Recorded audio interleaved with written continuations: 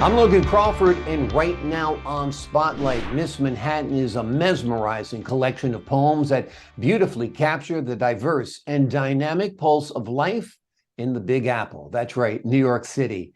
The poems in Miss Manhattan are a celebration of life and creativity, capturing the city's energy and showing how it lives within each individual. We're delighted to have the poet Biman Roy join us here today on Spotlight. And we ask those watching to please support writers like him by subscribing to our channel. Biman, thank you so much for being here today. You're welcome. Loved your book. You got me right away with your first poem about Superman and kryptonite and Robin.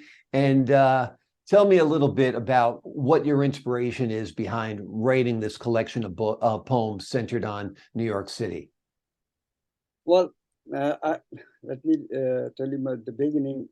I was born in India and came to this country in 1980. And when I came here for the first time, people scared me that New York is horrendous with the crime and all those kinds of stuff. But I loved it. Yeah. The reason being, I came from Calcutta, which was at that time, the Naxalite movement was dying down, and there's a kind of far left movement, and a lot of people got killed, a lot of scores of young people got killed. It was a dangerous place. And I'm a physician, and as a physician, I have to be work in the emergency room, and going out in the middle of the night. I never felt scared. And Calcutta is in many ways very similar to Manhattan, New York, because they both are port cities, both have rich and poor communities in the same place. Both are business hubs, and both are culturally. It's basically Calcutta was the epicenter of culture at that time, with the films, with the Satyajit Ray, and all those people with the art, poetry, and all the stuff. So, so when I came to New York, I got fascinated. I said, "This is the place where I want to be," and that is what I did. I never went to any other city to live, and so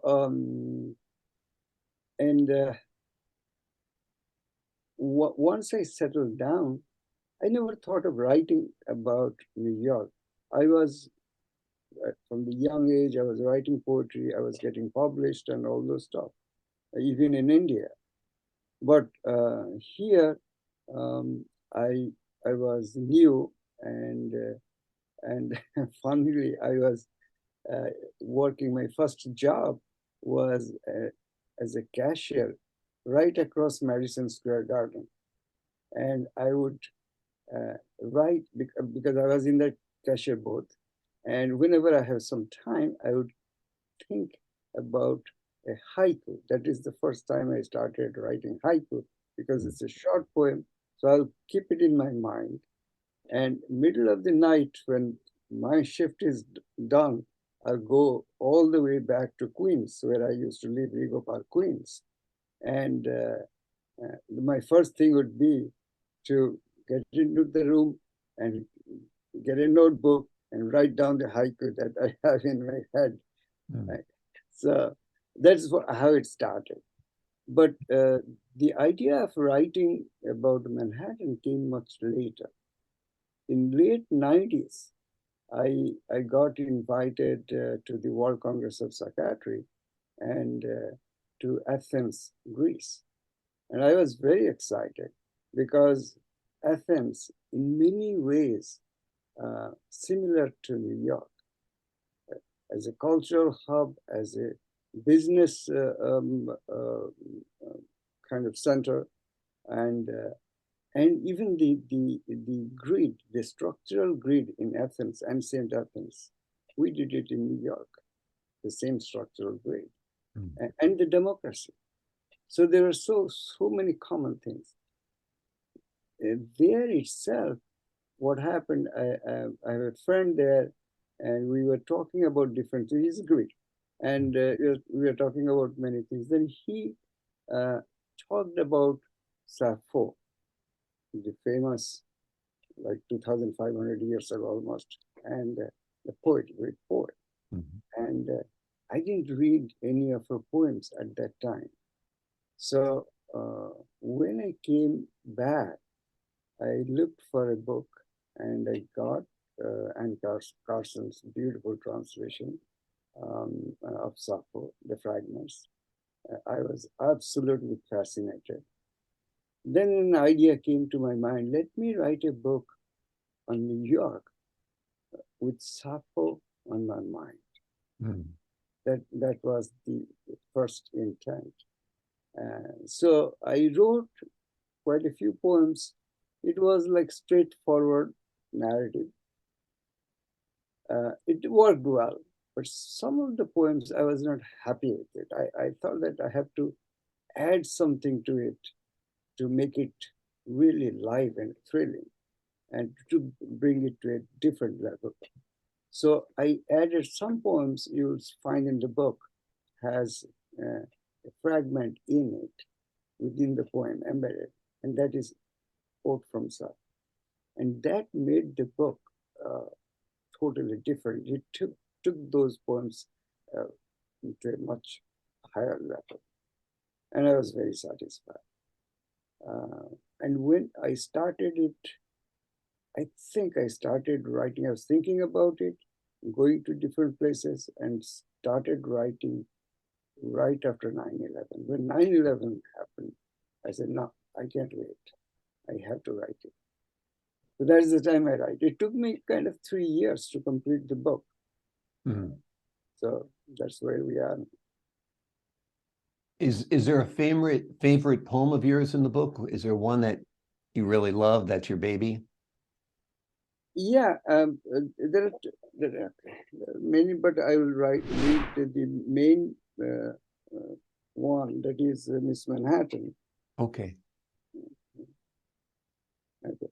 Miss Manhattan is addressed, is not, it's a dual kind of meaning. Miss Manhattan, in one sense, I'm addressing to the city, Mhm. but I'm also, the poem is not about the city.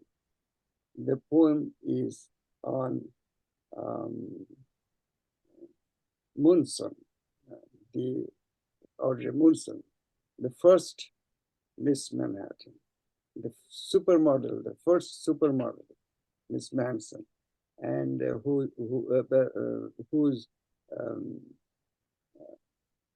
whose statues are like all over the place. Like she has like 30 statues all over the place in New York and other places also. And it was so unfortunate that she was kind of used and in the business and all those things. People used her, and so and then she was hospitalized in St. Lawrence, upstate New York, where she lived in a mental asylum uh, for 65 years and died at the age of 104. Wow. And that was her life. So uh, I thought it's so interesting that here is a woman who is the real Miss Manhattan, and look at her life, but what she has contributed Mm. is enormous. So I can read that poem. Oh, I'd love to hear it. Absolutely. How casually she lies on her bed in the park, shaded by flowering lilacs, a few pigeons nested in her folds, catnapping. Her gracious face, half resting on nimble hands, contained and content in reposed solitude. For years I have tried to turn from her gaze, yet she is all over, atop monuments, at the mouths of bridges, guarding museums, flanking greeneries of an obsolete past. And the grandeur of her body softens the sky almost to a whisper.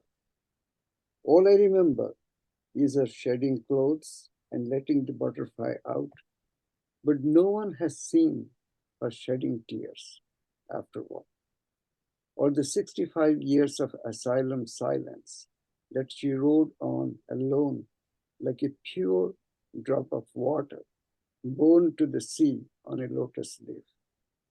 Only the gypsy fortune teller, whispering in her younger ears a twisted future, and the hissing wind over St. Lawrence River.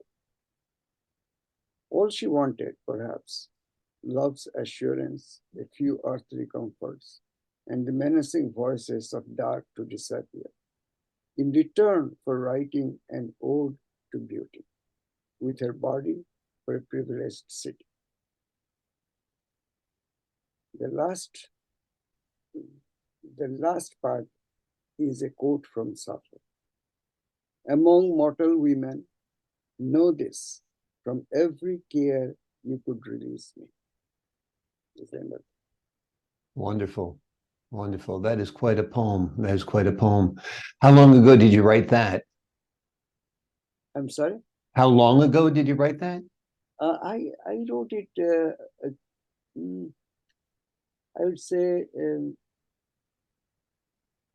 almost 16, 17 years ago. Amazing. Amazing. Well, I'm glad you hung on to it for all those years to be published in this book, because it's quite a poem, that's for sure. Thank you. Thank you. How old were you when you came to the United States? I was in my 30s. Okay.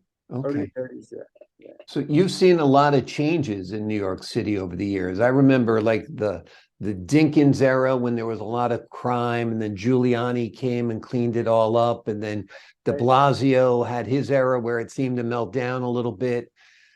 What's your take on what New York City is all about? Is New York City going to profoundly change? I mean, you consider a lot of people aren't going to New York City anymore to work. They're working remotely like this. What do you think's in store for the city? Look into your future, into the crystal ball a little bit, and tell us the future. See, I think, I compare it to humans. If you have good genes, you live longer, no matter how much you suffer, how much illness you have, all those stuff, but you live longer, a long life. And as a physician, I know that for sure.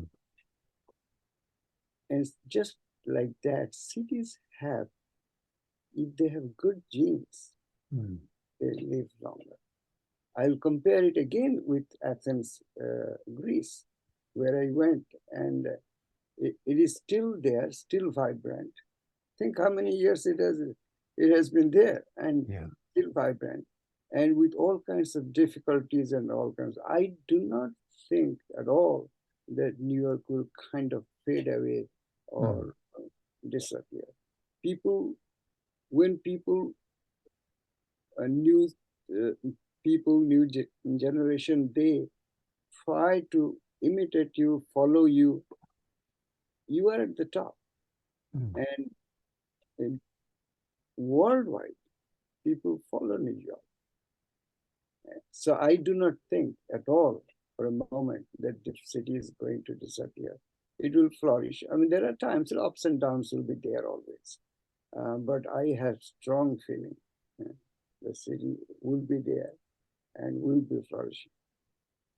Yeah, it might evolve, it might change. You talk about good genes. Right. Sometimes even a person with good genes gets hit by a car. Right, exactly. Exactly. And that's what 9/11 was. It was getting hit by a car, right? Right.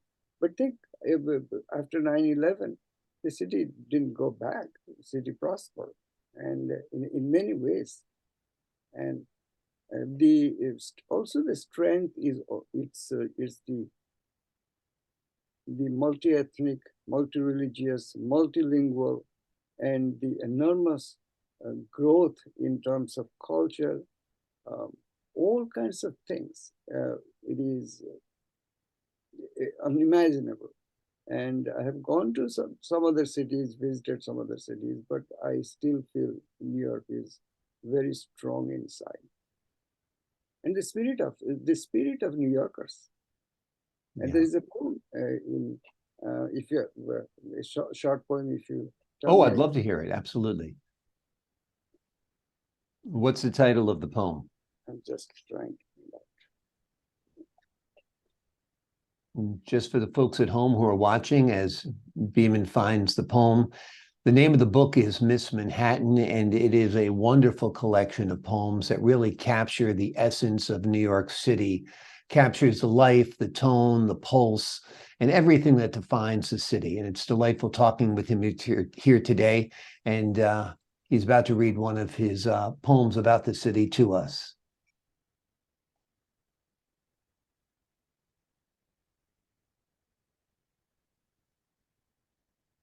And the book is available online. And you can download it on Kindle. You can get a hardcover. You can get a paperback. It's a beautiful book, beautiful cover art as well. And again, it is called Miss Manhattan. It really is a celebration of life and creativity. It captures the city's energy and shows how it lives within each person who dwells in the city. And it's really a city that is multiple cities because, of course, New York City is made up of 5 boroughs: Manhattan, Queens, Bronx, Brooklyn, and Staten Island. And each one of them has a flavor and a personality of its own. Also, New York City is an area that has an ocean. People don't realize it, but you can actually be in New York City and take the subway to the ocean. You can go to a spot like Coney Island in Brooklyn or the Rockaways in Queens and enjoy the beautiful seashore. And I think, Biman, you found the poem, right? Yes. Okay, great. It's called Night of a New Yorker. Mm-hmm. At White Horse Tavern, I face the refracted city light through the amber of Guinness, with a well-toned crowd of young bodies, way after Dylan Thomas settled his score with the war. Dylan Thomas was killed there. I mean, he drank too much in that White Horse Tavern, and in the hotel room he passed away. Mm. His shade still hovers over his portrait in the back room, as in the days of Mailer, Norman Mailer, hounding his manly convictions, or at night, Delmore Schwartz reciting pages from Finnegan's Wake. As night deepens, 4 firemen saunter in with the boots caked in ash, helmets smoked. A sudden fire of defiance rolls over sawdust. Waitresses dance with firemen on tabletops. Strangers kiss and weep. We are New Yorkers. We refuse to surrender. Wonderful. That really does capture the strength and character of New Yorkers. This incident did happen, really. Yeah. It's amazing. It's amazing. You've done a really wonderful job of capturing the life of Manhattan within poetry, and that's no easy task. But I guess the city kind of has a rhythm and a cadence and a pentameter all of its own, don't you think? Yes, yes. Yeah. I do think that. Yes. Absolutely. Have you written anything else? Is this your first work? Your one of many works? Tell me about your work as an author. This is the first full book. I have another 3 chapbooks already published. One is a prose poem of Moon and Washing Machine. Another is Dinosaur Hour, is a book of poems. And the third one is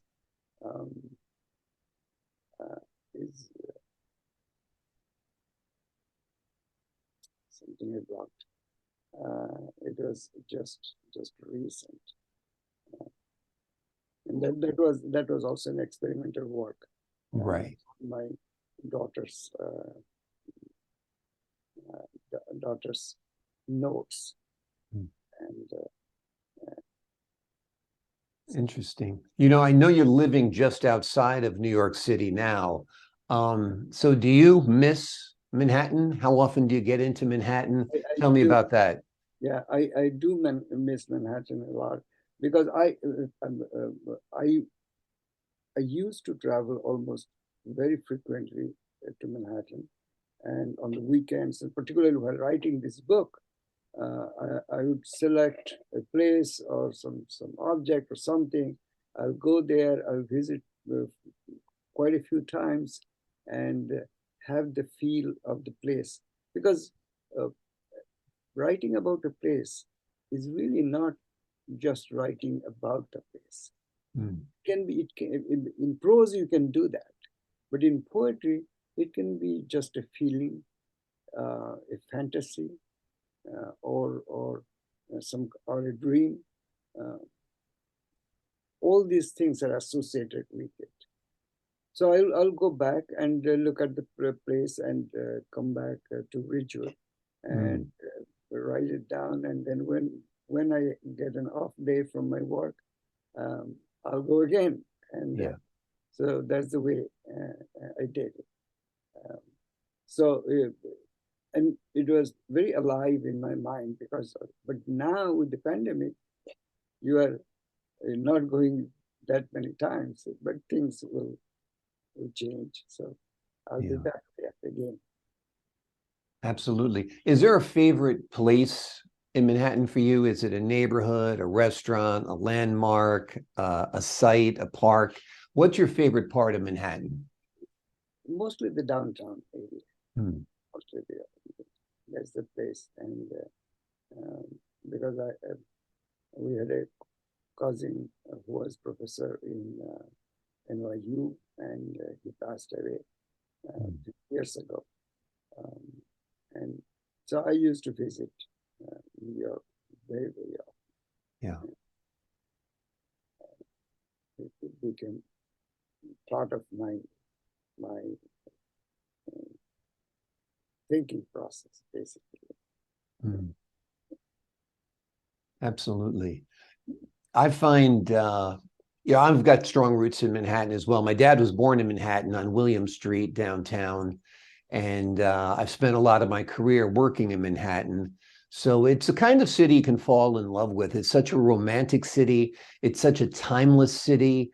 The streets in downtown that you talk about, William Street, my dad was born in 1918, and I don't think those streets have changed very much. There's a couple of different buildings, maybe a couple of the tenements are gone, but there's the timelessness, what I love. Grand Central Station, it could be 1942 when you're standing in the center of it. It could be 1972. It could be 2023, and you wouldn't know the difference. And that's what I love.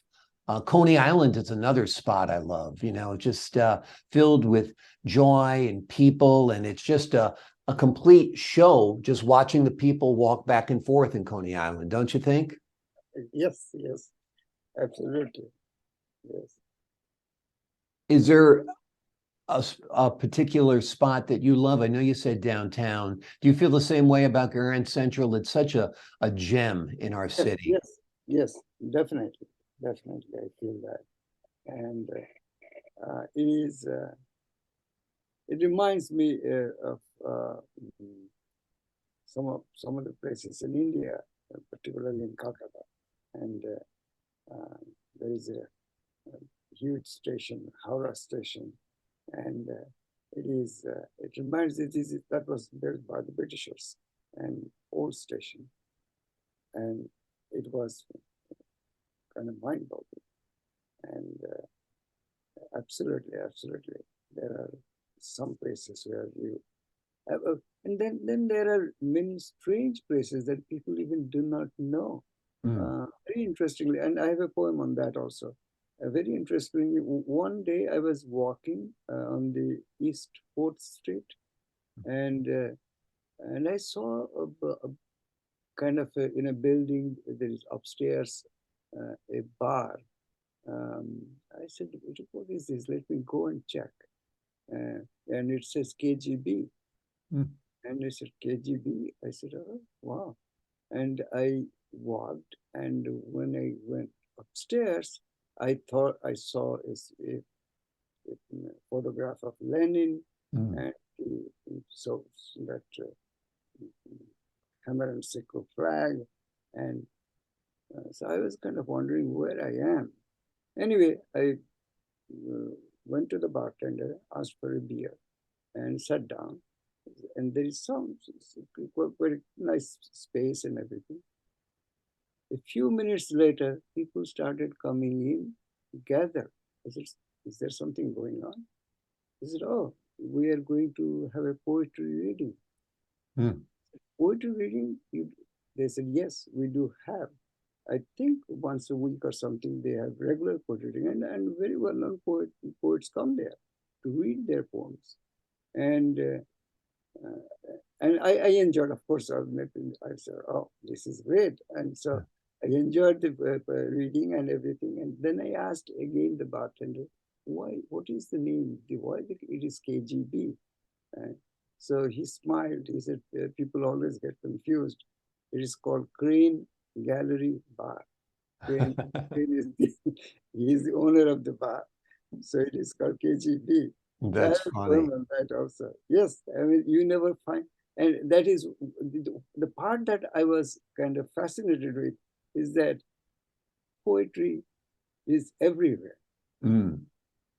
even in a bar named KGB. Exactly.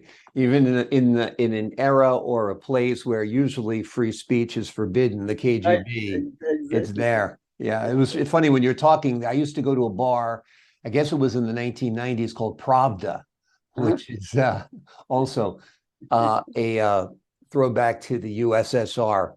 It's amazing that there are so many discoveries you can make in Manhattan.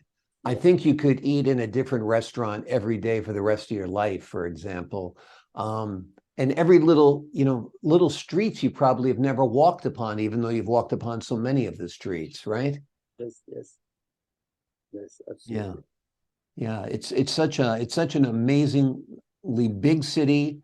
At times it feels like a small city because everything is, cut off and divided into neighborhoods, but there is so much to explore, so much to see.